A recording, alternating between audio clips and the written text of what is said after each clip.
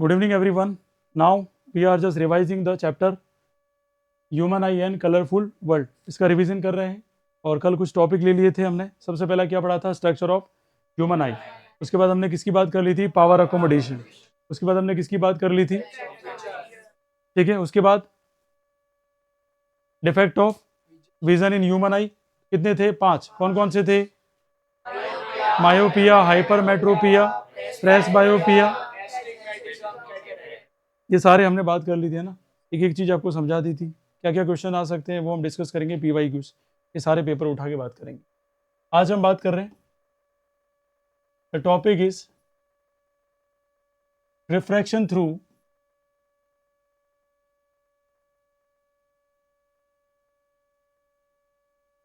glass prism, and this one we are comparing with the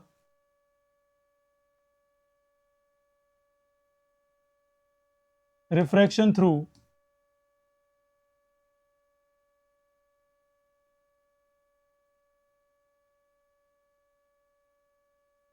rectangular glass slab. इसके साथ बात करेंगे rectangular glass slab. अब देखो दो चीजें यहाँ इंपॉर्टेंट हो जाती है. एक क्वेश्चन इसका आ जाएगा, इसके कंपेयर करेगा. वो क्या कंपेयर करता है उसको डायरेक्ट समझते हैं, क्योंकि लंबा चौड़ा रामायण नहीं पढ़ेंगे हम. जैसे मैंने कहा ये आपका क्या आ गया? Glass prism. यहाँ जो भी एंगल होगा इसे क्या बोलेंगे? Angle of prism. क्या बोलेंगे? Angle of prism. और ये आपका क्या रहेगा? इंसिडेंट रे होगी. कौन सी रे हो जाएगी? ये इंसिडेंट रे. और यहां से क्या हुआ? फर्स्ट टाइम रिफ्रैक्शन हुआ, और यहां पे क्या हुआ? सेकेंड टाइम रिफ्रैक्शन हुआ. यस और नो? यहां रिफ्रैक्शन कैसे हुआ? A rays travelling from air to glass, and here from glass to air. ठीक है. अब देखो जब बात कर रहे हैं तो यहाँ पे ऑब्जर्व कर सकते हैं कि ये इस रे को जाना चाहिए था स्ट्रेट, और ये क्या हो गई है? बैंड. क्या हो गई है? बैंड. इन दोनों के बीच में जो एंगल आएगा उसे क्या बोलेंगे? Angle of deviation. Angle of. अगर पूछे डेफिनेशन जरूर आ सकती है, 12th में इसका डेरिवेशन है, लेकिन 10th में नॉर्मल डेफिनेशन आई हुई है. वो डेफिनेशन पूछा जा सकता है, what do you mean by angle of deviation. आपका सीधा और सिंपल आंसर होना चाहिए, sir the angle between the incident ray and emergent ray. The angle between the incident ray and emergent ray, इन दोनों के बीच का जो भी एंगल होगा उसे हम क्या बोलेंगे? Angle of deviation. क्या बोलेंगे? Angle of deviation. ये आपको बहुत अच्छे से आना चाहिए और इसका रिवीजन बहुत अच्छे से आपको करना है. उम्मीद है कि बहुत सारे स्टूडेंट घर पे रिवीजन कर भी रहे होंगे. जो नहीं कर रहे हैं प्लीज स्टार्ट करें और अपनी एफर्ट्स को और ज़्यादा बढ़ा लें. ये इंसिडेंट रे होगी, ये एमरजेंट रे होगी. अब यहाँ पे हम क्या कर लेंगे? नॉर्मल प्लेन ड्रॉ कर लेते हैं. क्या ड्रॉ कर लेते हैं? Normal plane. और यहाँ से भी क्या ड्रॉ कर लेते हैं? Normal plane. अब देखो यहाँ जो हम एंगल की बात करेंगे, तो देखो यहाँ ये एक वाला एंगल हो गया और ये वाला एंगल हो गया, तो ये क्या हो जाएगा? Incident angle. और ये रिफ्रैक्टेड एंगल क्या आ जाएगा? 1. ये एंगल क्या हो जाएगा? Emergent angle. और ये क्या हो जाएगा? Refracted angle 2.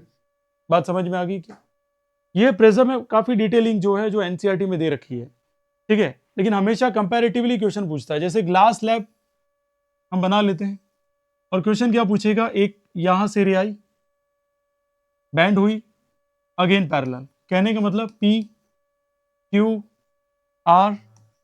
और सीधा क्वेश्चन होगा here PQ is parallel to RS. in rectangular glass slab PQ किसके पैरेलल है? RS.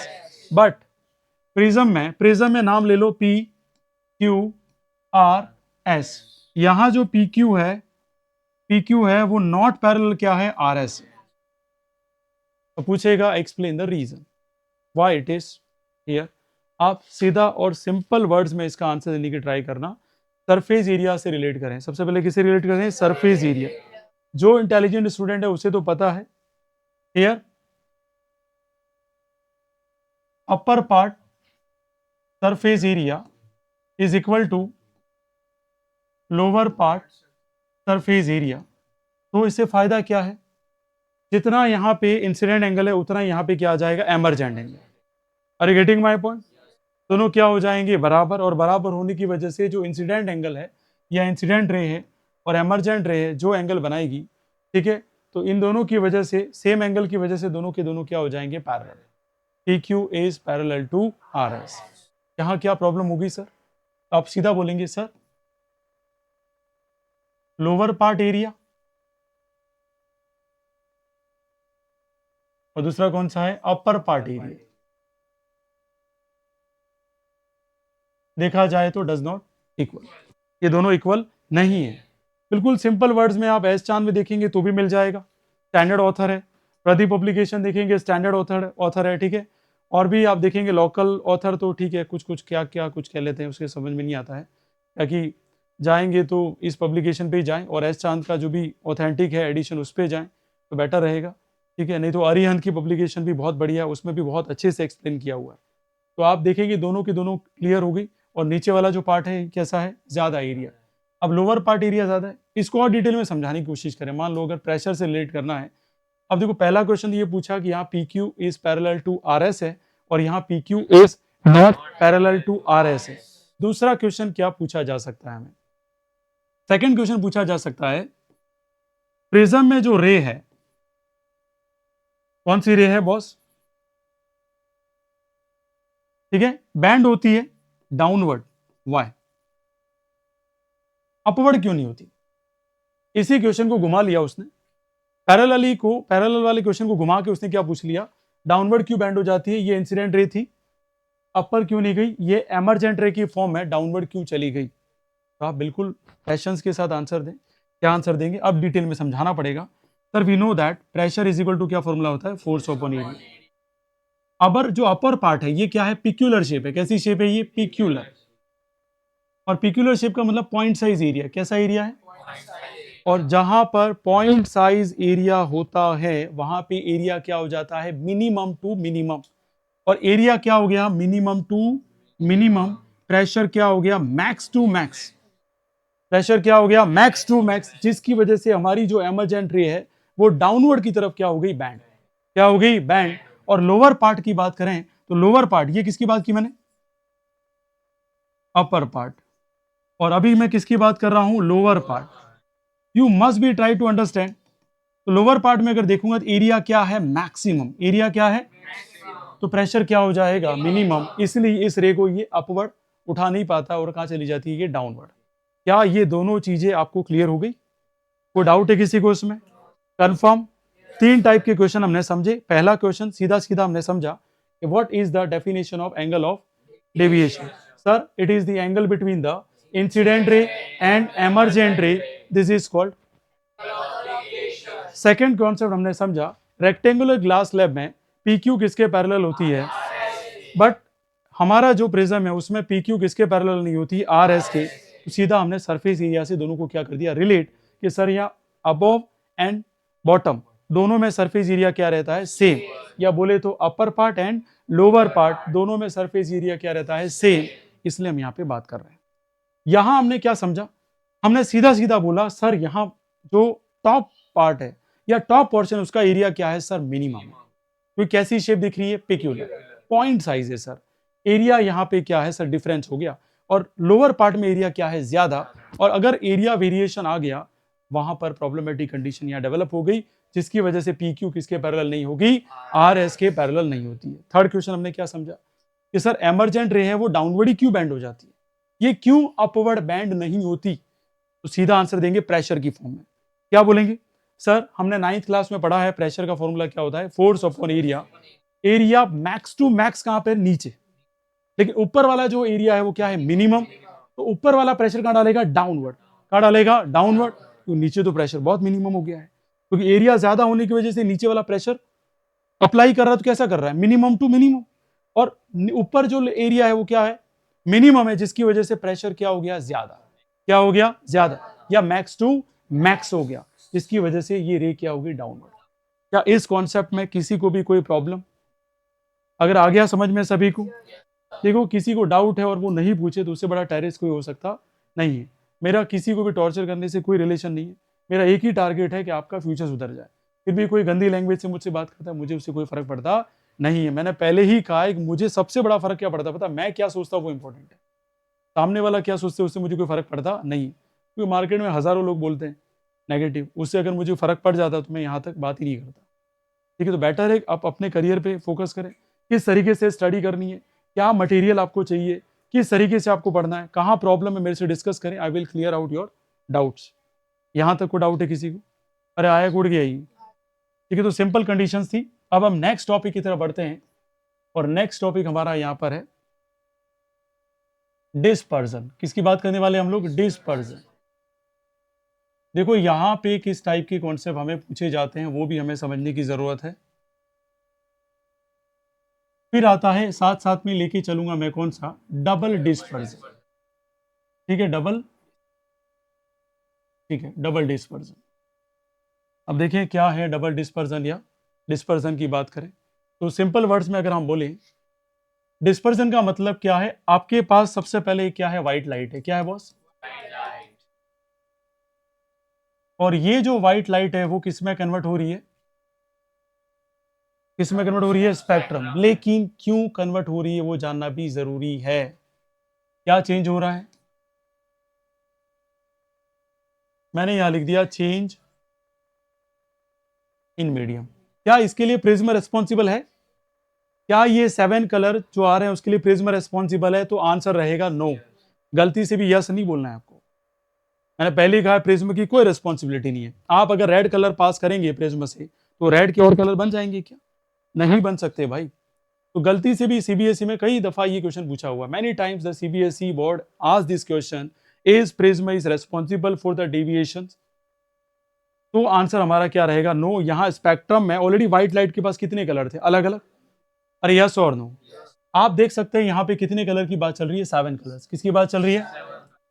अब जो मैं समझा रहा हूँ वो थोड़ा सा आप फोकस करना। 7 कलर्स है, और 7 के 7 कलर्स के पास जो एंगल ऑफ डेविएशन है, एंगल ऑफ डेविएशन है, वो सबके पास क्या है? डिफरेंट है। सबके पास क्या है? डिफरेंट है।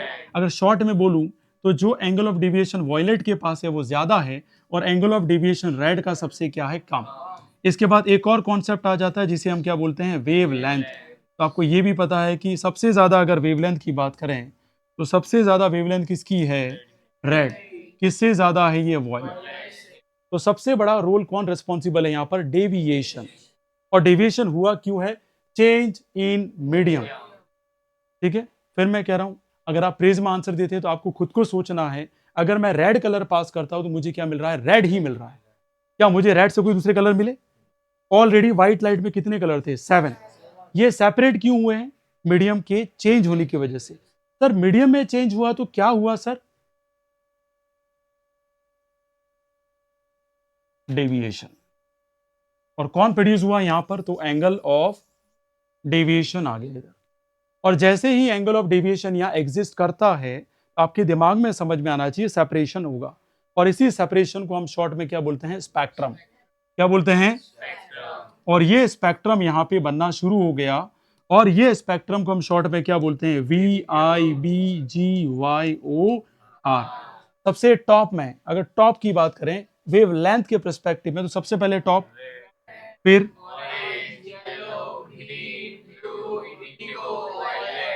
और अगर डेविएशन की बात करूं तो नंबर 1 2। ये आपको पता होना चाहिए। अगर ये पता है तो काफी हद तक क्वेश्चन आप गलत नहीं करेंगे, सारे के सारे क्वेश्चन आप राइट करेंगे।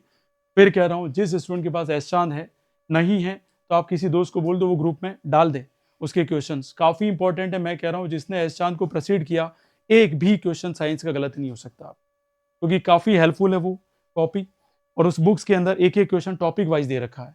बराबर। क्या ये क्लियर हो गया सभी को? कोई डाउट है इसमें? बताओ। अरे कोई डाउट है किसी को इसमें? इसका डायग्राम थोड़ा समझ लेते हैं। ठीक है, ये सारा रिकॉर्डेड वीडियो आपको मिल जाएगा, इसलिए मैं थोड़ा टाइम वेस्ट नहीं, इसलिए थोड़ा मैं स्पीड से चलूंगा, क्योंकि हमारा चैप्टर भी कवर करना है और हमें रिवीजन मोड पे भी जाना है। ये कौन सी लाइट है बॉस? White light. कौन सी लाइट है बॉस? और ये व्हाइट लाइट कन्वर्ट किस में होने वाली है? तो एक टॉप वाला कलर हम क्या ले लेते हैं? रेड। क्या ले लेते हैं? रेड। थोड़ा हल्का दिखेगा क्योंकि ये डार्क पे हम लोग ड्रॉ कर रहे हैं। और ठीक है, और लास्ट वाला जो हम बात करें वो किसके ले लेंगे? वॉयलेट। किसका ले लेंगे? वॉयलेट। अब वॉयलेट मिल जाए तो ठीक है, ये वाला। तो अगर ये भी मुझे लगता है दिख गया हो तो बहुत बड़ी बात है। ठीक है, और बीच में जो भी कलर है वो ड्रॉ कर लेते हैं, क्योंकि टोटल कितने कलर हैं यहाँ पर? देखो 1 2 3 4 5 6, ये कितना हो गया 1 2 3 4 5 6 7। ठीक है, समझाने के लिए ड्रॉ किए, कहीं गलती से इसको ये कलर नहीं समझ ले कि मैं क्या कह रहा हूँ, फिर आप गलत समझ लें। ये कौन से कलर है, सेकंड, थर्ड, 4, 5, 6 और ये 7। जो ओरिजिनल ड्रॉ किया वो कौन सा है, पहला वाला और लास्ट वाला। तो सबसे पहले ड्रॉ करते वी, फिर I, B, G, Y, O, R. Yes और नो। तो ये मैंने पैटर्न किसका ड्रॉ कर लिया है, वेबग्योर। किसका ड्रॉ कर लिया है, वेबग्योर। अब यही मैं डायग्राम से समझाने की कोशिश करता हूं। यहां से आप देखिए डेल आर, और यहीं से आप देखिए कौन, डेल वी। कौन बड़ा दिख रहा है आपको, बट ऑब्वियस है कि डेल वी किससे बड़ा दिख रहा है आपको, तो del V is more than delta. Yes और नो। अगर अप्रोच वेवलेंथ की बात करें, सबसे टॉप में कौन आ रहा है, रेड। तो आपको ये तो पता चल गया ना कि जो एंगल ऑफ डेविएशन है, एंगल ऑफ डेविएशन है उसका रिलेशन वेवलेंथ के साथ क्या है, रेसिप्रोकल। कैसा है, रेसिप्रोकल। ये ध्यान रखना, अगर आपका वेवलेंथ मैक्स टू मैक्स होगा तो डेविएशन एंगल क्या होगा, मिनिमम टू मिनिमम। ये क्लियर हो गया। एमसीक्यू पैटर्न में सीबीएसई में क्वेश्चन खास करके पूछे जाते हैं, और सीधा बोलेगा वो del 1 is more than del 2 is more than del 3। बोलेगा what will be the order of wavelength, what will be the order of the wavelength। तो आप क्या बोलेंगे, lambda 3 is more than lambda 2 is more than lambda 1। ये approach आपको आना चाहिए। अगर ये अप्रोच नहीं आता है तो दिक्कत आपके लिए है, मेरे लिए नहीं है। एग्जाम में आपको बैठना है। जो आरबीएससी के स्टूडेंट हैं, एनसीईआरटी के पीछे वाले क्वेश्चन, इंटेक्स के क्वेश्चन बहुत अच्छे से कर लें। आपका इससे बाहर कुछ आता नहीं है, इजीली आप आराम से 95 से ऊपर ला सकते हैं। लेकिन जो सीबीएसई के हैं, प्लीज एहसान को रगड़िए, जितना हो सकता है उसको अच्छे से करिए, आपका कहीं लॉस नहीं होगा, ये मेरा श्योरिटी है ना। देखो ये क्लियर हो गया, कोई डाउट किसी को इसमें, आगे बढ़ू क्या मैं। तो सिंपल सी बात की हमने, कोई इतना डिफिकल्ट अंडरस्टैंडिंग नहीं दिया है। अब डिस्पर्जन की डेफिनेशन बोले तो क्या बोले, when white light pass through the prism, when white light pass through the prism, then there is a change in medium, then angle of deviation create the spectrum, angle of deviation create the spectrum। ठीक है, और एकदम simple definition लिखनी है, जो आजकल सभी जितनी भी स्कूल से उसमें लिखवाई जाती है। सारे टीचर्स इसी रटी रटाई को डेफिनेशन लिखवाते हैं। क्या लिखते हैं, white light converted into 7 colours. सीधा डेफिनेशन कि white light converted into 7 colours, this is called dispersion. लेकिन ये जमाने चले गए, अब जमाने कौन से आ गए हैं, कॉन्सेप्ट बेस्ड क्वेश्चन पूछने वाले। तो बेटर होगा कि हम किसकी बात करें, कॉन्सेप्ट बेस्ड क्वेश्चन किस तरीके से चल रहे हैं और क्या क्या हमें क्वेश्चन पूछे जा सकते हैं। बेटर है उस तरीके से तैयारी करें जिस तरीके से हमें क्वेश्चन पूछे जा रहे हैं, क्योंकि now you are not in 2008 और 11 और 13। ये कौन सा चल रहा है, 23 और 24 में आप एग्जाम देने वाले हैं। तो पेपर का लेवल हमेशा क्या होगा, अडेप्टिव आएगा, न्यू क्वेश्चन ज्यादा रहेंगे सीबीएसई के। हो सकता है आरबीएसई वाले भी थोड़ा चेंजेस लेकर आए इस साल। ये क्लियर, कोई डाउट, आगे बढ़ू क्या मैं। अब जो नेक्स्ट हमारा कॉन्सेप्ट है जिसकी हम डिस्कस करने वाले, that is what, double dispersion. किसकी बात करने वाले हम लोग, डबल डिस्पर्जन। इसको थोड़ा सा समझेंगे तो बेटर रहेगा। ठीक है, समझ सकता हूँ, थोड़ी गर्मी लग रही है आपको। डबल डिस्पर्जन किसकी बात कर रहे हैं हम लोग, डबल डिस्पर्जन। देखो वर्डिंग से पता पड़ रहा है डिस्पर्जन कितनी बार हो रहा है, 2 बार। डिस्पर्जन कितनी बार हो रहा है, तो पहले ही माइंड में हो जाना चाहिए कि अगर 2 बार डिस्पर्जन हो रहा है, इसका मतलब कहीं ना कहीं ऐसा अरेंजमेंट है। और अरेंजमेंट कैसे है, एक तो हमारा जो यहाँ पे प्रिज्म है वो फॉरवर्ड है, ये प्रिज्म हम कैसे रख रहे हैं, फॉरवर्ड प्रिज्म। और दूसरा प्रिज्म कैसे रख रहे हैं, रिवर्स। तो 2 टाइप के हम प्रिज्म यहाँ पे रख रहे हैं। पहले अगर हम बात करें तो यहाँ पे हमने क्या कर ली, एक व्हाइट लाइट पास किया। कौन सी लाइट है बॉस, ये व्हाइट लाइट। अब यहां जैसे व्हाइट लाइट की हमने बात की तो यहां कितने कलर आए,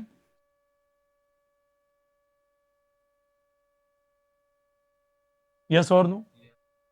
अगर ये बात करें, देखो इस क्वेश्चन को और जरा डिटेल में पूछा गया, ये पूछा गया कि फॉरवर्ड प्रिज्म, तो एक बार तुम्हें समझा दे डबल प्रिज्म, फिर उसके बाद क्वेश्चन की बात करेंगे, क्योंकि मैं बहुत ही ज़्यादा डिटेल वाले क्वेश्चन लेके आया हूँ जो स्टैंडर्ड में पूछे गए हैं ना। स्टैंडर्ड क्वेश्चन किसको बोलते हैं, मान लीजिए आपके 30 क्वेश्चन आ रहे हैं, उसमें 5 क्वेश्चन मेरिट डिसाइड करने वाले होते हैं हर बार सीबीएसई में, जो बच्चे को आने ही चाहिए, और नए क्वेश्चन किस तरीके से फ्रेम कर रहा है वो भी हमें पता होना चाहिए।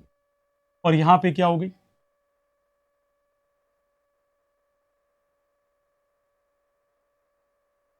ठीक है, और ये हमारा कौन सी लाइट आ गई, व्हाइट लाइट। अब क्वेश्चन कैसा बना? जनरली अगर आरबीएससी की बात करूं मैं, तो आरबीएससी में कैसा क्वेश्चन बनता है? सीधा सीधा क्वेश्चन पूछेगा, what is double dispersion, explain. तो आप सीधा बोलेंगे sir, when there are arrangement of two prism, one is forward, another is reverse, and when white light is converted into 7 colors, when white light is converted into, and this 7 colors again converted into by passing through the reverse prism, this phenomenon is known as double dispersion। क्या यहां तक समझ में आ गया? इसमें किसी को कोई डाउट है? अब देखो क्वेश्चन कैसा पूछा गया, जो सीबीएसई में पूछते हैं। आप 2013 का पेपर उठाइए, देखो कभी कभी आपने देखा भी होगा, जैसे यहाँ बहुत सारे स्टूडेंट देखा होगा, हर्ष तुमने भी देखा होगा कि जब हम क्वेश्चन सॉल्व करते हैं, पुराने पेपर टफ लग रहे हैं और नए पेपर क्या लग रहे हैं, इजी लग रहे हैं। क्योंकि आपको पता है पहले ट्रेंडिंग किसका था, कोविड का था, जिसकी वजह से पेपर इजी बनाना शुरू करना पड़ा, क्योंकि कोई ऑप्शन नहीं था, क्योंकि बच्चों ने बेसिक्स पढ़ा नहीं था और डायरेक्ट कहाँ गए, 10th में आ गए। लेकिन अब ऐसा कुछ भी नहीं है, ऑलरेडी हम सारी क्लासेस पास करते हुए हैं। तो बेटर तरीके से हमारे कॉन्सेप्ट बिल्डअप होने चाहिए, क्योंकि एग्जामिनर उस अप्रोच से ही पेपर बनाएगा जिस अप्रोच से उसने सिलेबस को रिड्यूस किया है। बात समझ में आ गई कि नहीं आ गई? तो यहां देखो क्या क्वेश्चन पूछेगा, ये बोलेगा कि जो फॉरवर्ड प्रिज्म है वो किसकी तरह बिहेव करता है, कॉन्वर्जेंट, डाइवर्जेंट, बोथ और नन ऑफ दिस। बहुत बढ़िया। देखो ये जिन लोगों ने आंसर दिया, इन्हें अंडरस्टैंडिंग पहले से बिल्डअप हुई। इन्होंने देखा व्हाइट लाइट क्या हो रही है, फैल रही है। कितने कलर्स में फैल रही है, 7 कलर्स में। तो फॉरवर्ड प्रिज्म किसकी तरह बिहेव कर गया है यहाँ पर? अच्छा यूं पूछ ले कि रिवर्स प्रिज्म किसकी तरह बिहेव कर रहा है? This is the what mastery over the concept. कि किस तरीके से क्वेश्चन फ्रेम कर सकता है, वहां तक हमारा अप्रोच जाना चाहिए, ताकि हमारी 98 या 99 तक परसेंटेज अप्रोच कर सके। और वो तभी करेगी जब हम एक्स्ट्रा दिमाग हम सोचेंगे किस टाइप के क्वेश्चन फ्रेम हो सकते हैं। क्या बात समझ में आ गई है? कोई डाउट है किसी को उसमें? तो डबल डिस्पर्सन क्या हुआ, सीधा आंसर देंगे कि व्हाइट लाइट किसमें कन्वर्ट हो गई, 7 कलर्स। किसमें कन्वर्ट हो गई? किससे pass through? Forward prism. Again ये जो 7 कलर्स हैं वो किससे पास हो गए? Reverse prism. यस और नो? और अगर ये रिवर्स प्रिज्म से पास हुए तो अगेन किसमें कन्वर्ट हो गए? लेकिन पास किससे हुआ? Reverse prism. यस और नो? ये क्लियर रहेगा? जितना हो सके रिवीजन में शॉर्ट नोट्स बनाएं, अपने आप को समझाएं, अपने आप से पूछें किस पैटर्न के क्वेश्चन पूछ सकते हैं, नहीं समझ में आता है किस टाइप के क्वेश्चन पूछे जा सकते हैं। बेटर तरीके से स्टैंडर्ड बुक जैसी, एस चांद जैसी को पकड़ें और देखें किस टाइप के पैटर्न पूछे गए हैं। यहां तक कोई डाउट है तो बोलो। किसी को भी कोई डाउट यहां तक? ये समझ में आ गया? अब देखो बात करते हैं हम लोग रेनबो फॉर्मेशन। किसकी बात कर लेते हैं? Rainbow formation. ये टॉपिक तो है कि हमारे नहीं? रेनबो फॉर्मेशन है ना? चलिए देखो, रेनबो फॉर्मेशन में हमारा कोई डिटेलिंग नहीं पूछेगा जैसे 12th वगैरह में पूछता है। बस ये पता होना चाहिए कि रेनबो फॉर्मेशन कैसे होता है और किसकी वजह से होता है। ये क्लियर हो गया? यहां तक कोई डाउट है किसी को? आगे बढ़ू क्या मैं? चलिए, न्यू हेडलाइन इज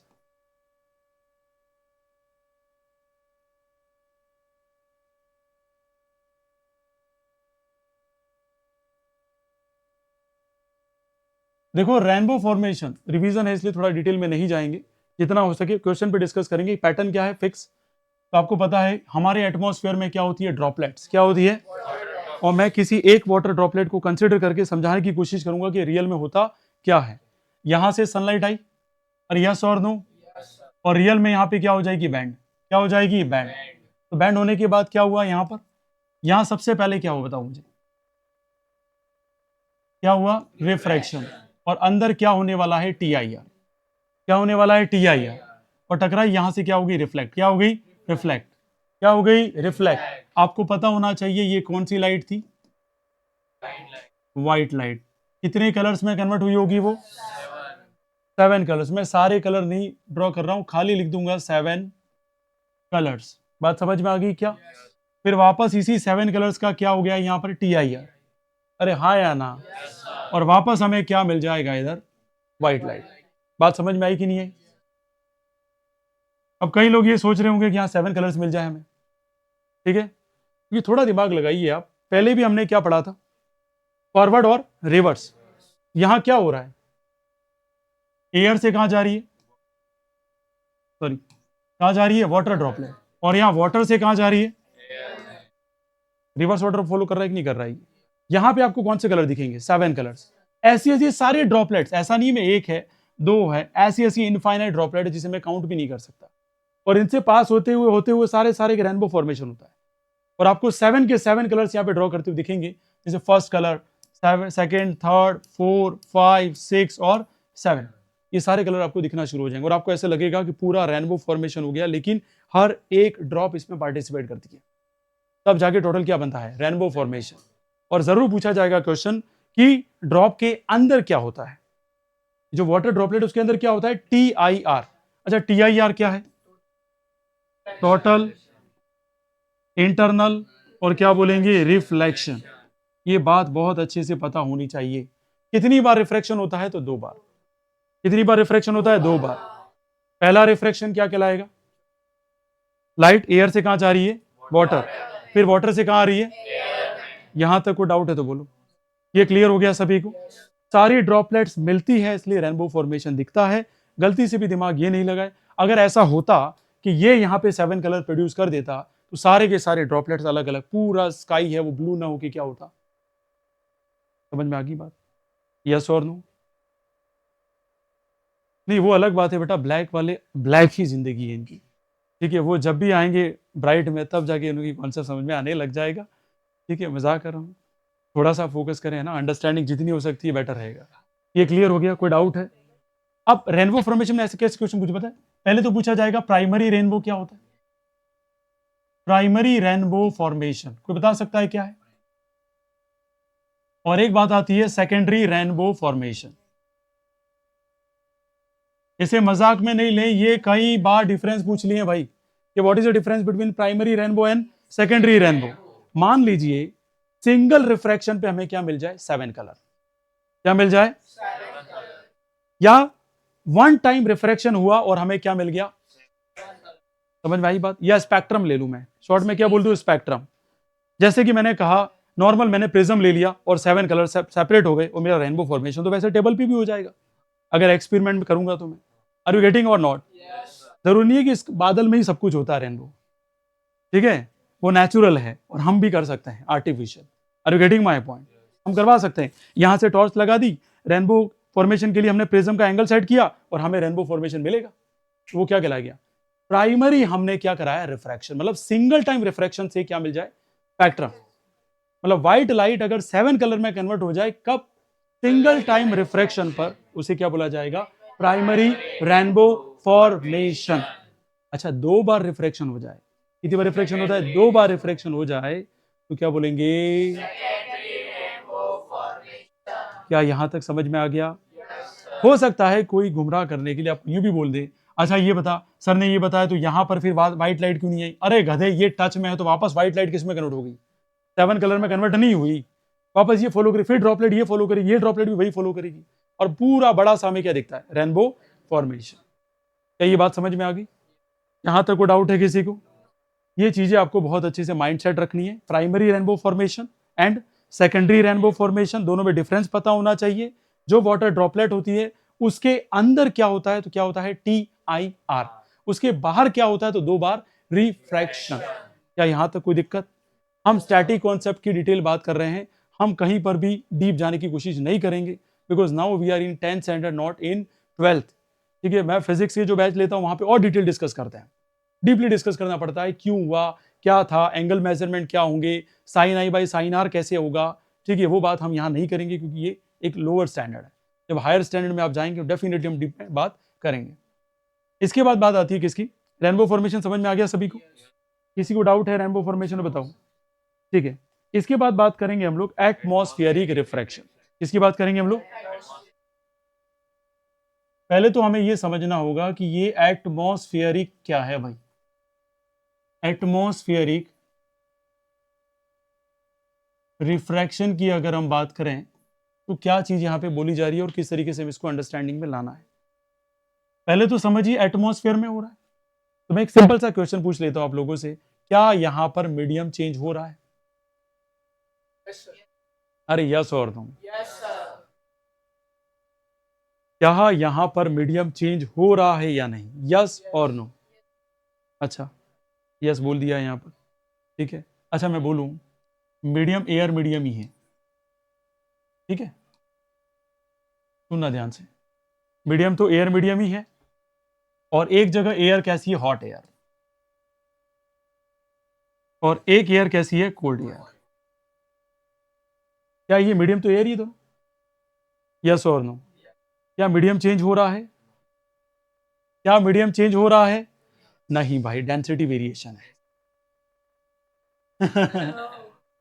यहां पे डेंसिटी वेरिएशन आ गया। कैसे डेंसिटी वेरिएशन आ गया? Let's try to understand. Static concept बात करेंगे, डिटेल नहीं जाऊंगा मैं। फिर मीडियम चेंज कब होता? अगर वाटर होता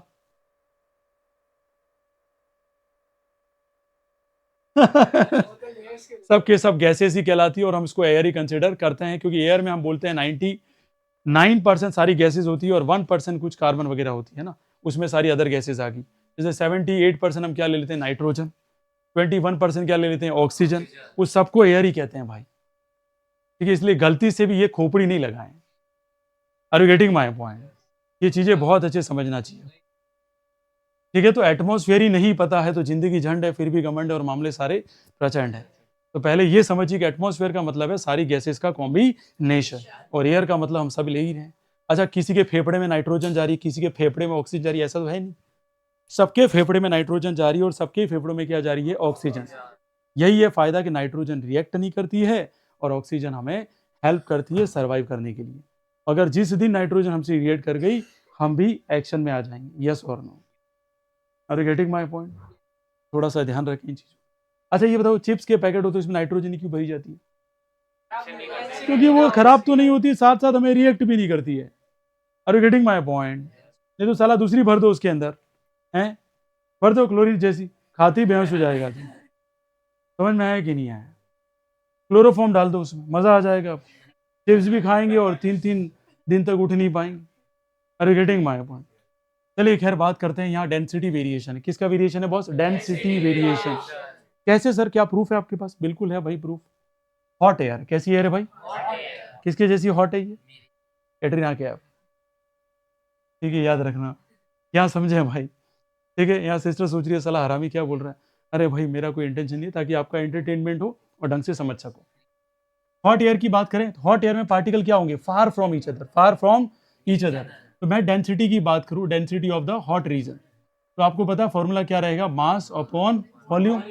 और आप सब जानते हैं जितना ज्यादा टेम्परेचर रहेगा उतने ही पार्टिकल दूर दूर होंगे, तो वॉल्यूम क्या होगा? मैक्स। वॉल्यूम क्या रहेगा? मैक्स। और डेंसिटी क्या रहेगी? मिनिमम। डेंसिटी क्या रहेगी? मिनिमम। तो डेफिनेटली डेंसिटी यहाँ मिनिमम हो चुकी है। कोल्ड एयर की बात करते हैं। कोल्ड एयर में जो गैप है एयर पार्टिकल्स के बीच में, वो क्या रह जाएगा? मिनिमम। क्या रह जाएगा?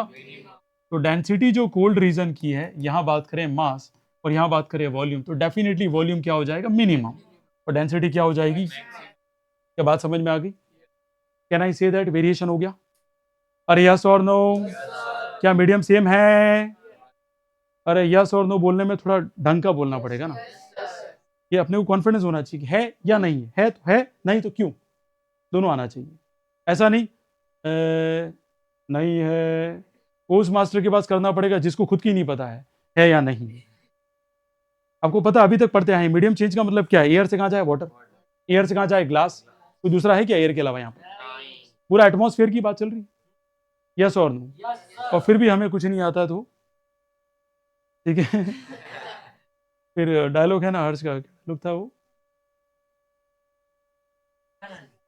घबराना नहीं है, घबराना नहीं है, फिर चुप रहे तू। ठीक है। देखो ध्यान रखना ये चीज़ें, थोड़ा सा समझें आप। अगर अपने आप पे कॉन्फिडेंस है, ऐसा जाके पढ़ें, ये जो चीज़ें हैं बहुत अच्छे से आपको समझ में आ जाएगी। और यहाँ तक हम बात करते हैं, बाकी कल यहाँ से वापस हम स्टार्ट करेंगे। यहाँ तक कोई दिक्कत है किसी को?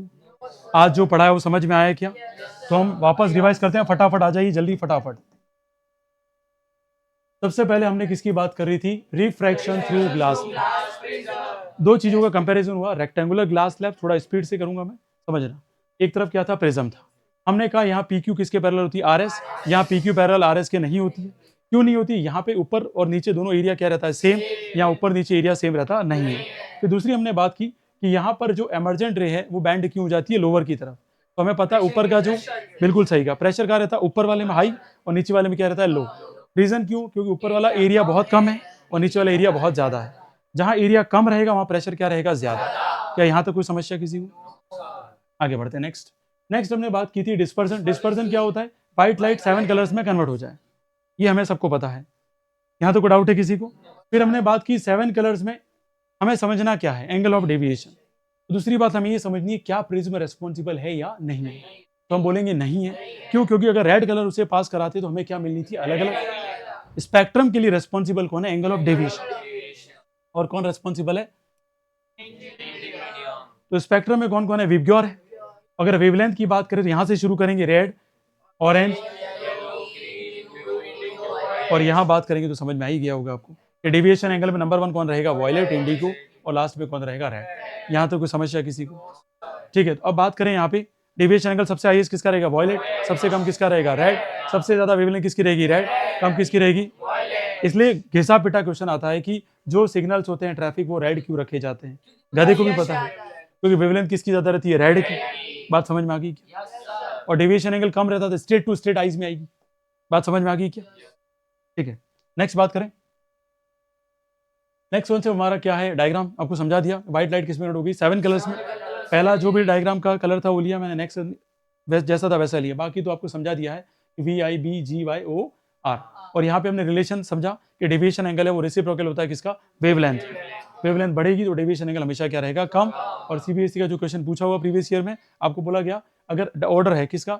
डेविएशन एंगल का, del 1 is more then del 2 is more then del 3, final order क्या होगा? वेवलेंथ का। उल्टा कर देना है ना। अरे यहाँ तक समझ में आ गया कि नहीं आ गया? और हमने बात की डबल डिस्पर्जन, व्हाइट लाइट किसमें? 7, और 7 कलर्स किसमें वापस हो जाए? लेकिन अरेंजमेंट कैसा होना चाहिए? फॉरवर्ड प्रिज्म और रिवर्स प्रिज्म। और जो क्वेश्चन बहुत धमाकेदार पूछा गया, जो पेपर 2019 में, क्या पूछा गया? कॉन्वर्जेंट कौन है और डाइवर्जेंट कौन है? ठीक है, कोई टीचर पूछे ने कहा नहीं पूछा गया ये वो, तो आपको बता देता हूँ। दिल्ली के जो एनसीआर में जो सेट हुआ था, सेट नंबर 102, उसमें सीधा सीधा क्वेश्चन पूछा गया था। क्योंकि यहाँ बात होती है लोअर ऑर्डर की, क्योंकि टीएसपी एरिया बैकवर्ड एरियाज होते हैं। इनका पेपर उनका पेपर दोनों में डिफरेंशिएशन है। जैसा लेवल होगा उस तरीके से आएगा। और सर्च करेंगे तो बहुत सारे सेट मिल जाएंगे अलग अलग स्टेट के। बात समझ में आ गई क्या? क्योंकि सीबीएसई पैटर्न फॉरेन में भी चलता है, इंडिया में भी चलता है। क्योंकि बहुत सारे हमारे इंडियन पब्लिक वो कहाँ रहती है? फॉरेन में। वहां पर भी सीबीएसई सिलेबस चलाया जाता है। ठीक है, आगे बात करें। नेक्स्ट यहाँ किसकी बात करें? Rainbow formation. रेनबो फॉर्मेशन में क्या होता है? बाहर तो होता है रिफ्रैक्शन, अंदर क्या होता है? TIR। दूसरी बात करें प्राइमरी रेनबो और सेकेंडरी रेनबो। एक बार रिफ्रैक्शन से रेनबो मिल जाए तो प्राइमरी रेनबो फॉर्मेशन, 2 बार रिफ्रैक्शन से रेनबो मिल जाए तो सेकेंडरी रेनबो फॉर्मेशन। इसके बाद हमने किसकी बात की यहाँ पर? Atmospheric refraction. पहले कहा मीडियम तो एक ही है, लेकिन प्रॉब्लम है डेंसिटी वेरिएशन। हॉट रीजन में डेंसिटी क्या रहती है? कम। और कोल्ड रीजन में डेंसिटी क्या हो जाती है? ज्यादा, क्योंकि वॉल्यूम में क्या जाते हैं? वेरिएशन। ठीक है, class is over, thank you so much. और घर पे जाके रिवाइज करें, यही वीडियो रिकॉर्डेड मैं अपलोड कर दूंगा। Thank you so much.